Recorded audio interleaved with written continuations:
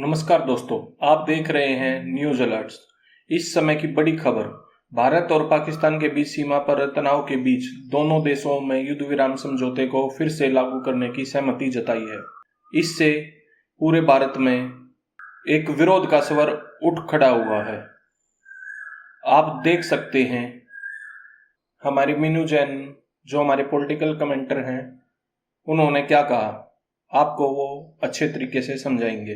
देखिए, घुटनों पे कौन आया है, ये आप ट्रंप का एक ट्वीट है या पोस्ट है, उनका जो अपना प्राइवेट वो है ट्रुथ सोशल करके उनका प्लेटफॉर्म है एक अपना, उस पे उन्होंने एक ट्वीट किया है। और घुटनों पे कौन आया है?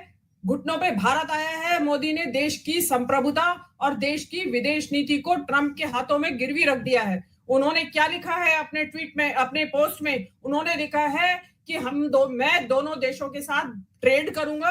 और सब कान खोल के सुनने दर्शक, उन्होंने कहा है कि मैं कश्मीर के मुद्दे को दोनों के साथ बैठकर सुलझाऊंगा।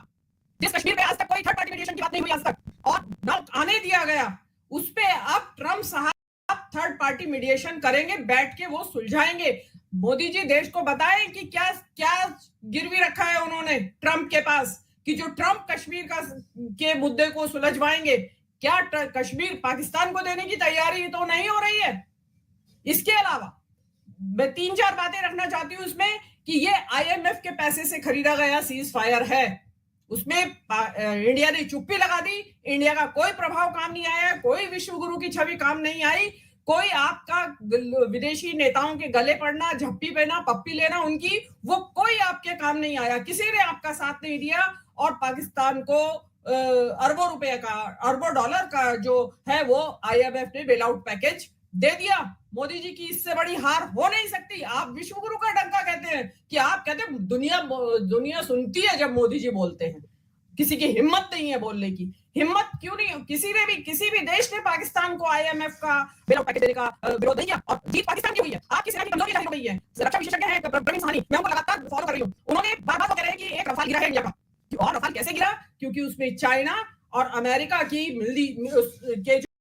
तो मिले जुली जो एक हवाई जहाज और एक उसकी सुरक्षा, वो डिटेल है, वो मैं डिटेल बताऊंगी तो बहुत लंबा हो जाएगा। ये स्क्रीन पे वो ट्वीट है जिसका जिक्र मीनू मैम कर रही हैं। आपकी स्क्रीन पे वो ट्वीट है जिसका जिक्र मीनू मैम कर रही हैं, दर्शक हमारे देख सकते हैं। जी मीनू मैम, आप कंटिन्यू करिए। एग्जैक्टली यही ट्वीट है जिसमें वो कश्मीर में बता रहे हैं कि वो मैं मीडिएशन करूंगा। तो अब आप बताइए, इसमें जो मैंने अभी पहले ये जो मैं आईएमएफ की बात कर रही थी, इसके बाद आप देखिए मोदी जी ने सबसे बड़ा क्या किया है, कि जो अभी तक वो पिछले 6 महीने से कोशिश हो रही थी किसी तरह ट्रंप को रिझा ले, ट्रंप जो नाराज चल रहे हैं। नंबर 1 तो ट्रंप ने जो खुंदक खाया हुआ था ट्रंप मोदी जी से, उसने पूरी खुंदक निकाल ली है कल अपनी।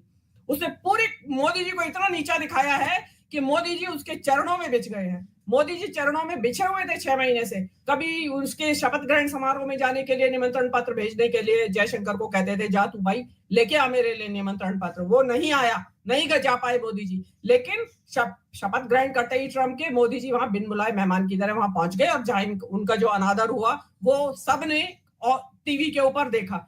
टैरिफ वार पे चुप लगा गए मोदी जी। जो ट्रंप कह रहे हैं जी, जो करना है जी कर लो, हम तो आपके गुलाम हैं। उसके बाद कड़ी बड़ी जड़े हुए पाकिस्तान हिंदुस्तानियों को भेजा जा रहा है हवाई जहाज में भर के, मोदी उसके ऊपर चुप, कुछ नहीं बोले, पूरी तरह सरेंडर किया। अब जो मौका आया, अब ट्रंप ने पूरी जबरदस्त खुंदक निकाली और मोदी जी को, जिसको कहते हैं बिल्कुल घुटनों के बल ला दिया। मोदी जी घुटनों के बल चलते हुए ट्रंप के द्वारे गए और ये करवाया। उसमें कश्मीर के बीच में मध्यस्थता अगर ट्रंप करेंगे तो आप अंदाजा लगाइए कि क्या होने जा रहा है। देश जो कांग्रेस पार्टी ने डिमांड की है कि तुरंत एक सेशन बुलाया जाए, संसद का सत्र बुलाया जाए, उसमें बताया जाए कि किन-किन शर्तों पे क्या-क्या गिरवी रख दिया आपने इसके बदले में। मतलब जिस पाकिस्तान को आप कह रहे थे कि पिछली देश है 2 दिन में कुछ हो जाएगा, मैं कभी नहीं मानी थी। मुझे हालांकि इस दौरान मैं आई नहीं बोलने के लिए, इसीलिए नहीं आई कि आप अंडर सभी लोग अंडरमाइन कर रहे थे और अधिकतर लोग डर के मारे कर रहे थे, डरे हुए थे कि हम पता नहीं किस कानूनी उलझन में ना फंस जाए अगर हम कहेंगे तो। आपकी वायुसेना की कमजोरियां उजागर हो गई है। आपने जिस रफाल की सुरक्षा की दुनिया में बेस्ट है, वो फेल हो गया है। और बहुत जो विश्व का मीडिया है वो भरा पड़ा है राफेल की नाकामी से। अब क्योंकि ये नाकामियां और उजागर ना हो जाए, इसके लिए मोदी जी को सीज फायर करवाना ही था। तो खुद तो कैसे करते?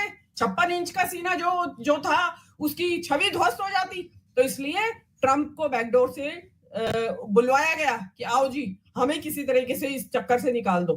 तो ये जो जो जितना बड़ा आपने बनाया था, और इस दौरान सबसे बड़ी जो क्षति हुई इस देश में, आपने जाति धर्म करके जो आपने जाति नहीं पूछी, धर्म पूछा, और उसके बाद कश्मीरियों का साथ जो हाल हुआ, जो मुसलमानों को आपने डिमोनाइज किया, वो कीमत तो एक अलग चुकाई इस देश ने।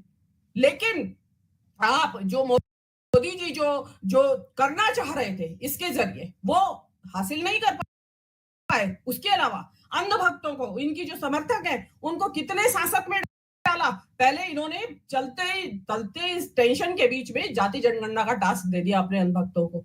वो उससे अभी निकले भी नहीं थे, मोदी जी ने ये सरेंडर कर दिया।